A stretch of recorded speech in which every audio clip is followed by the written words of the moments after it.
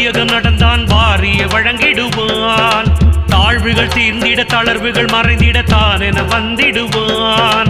காழ்ப்புகள் தீர்த்தான் கானகம் நின்றான் காவலாய் வந்திடுவான். தனக்கில்லை ஈடு யாருமே என்பான் தனமழை பெய்திடுவான்.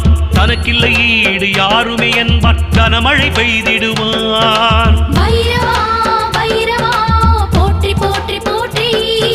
ஸ்வர்ணாகர்ஷண பைரவா போற்றி போற்றி போற்றி.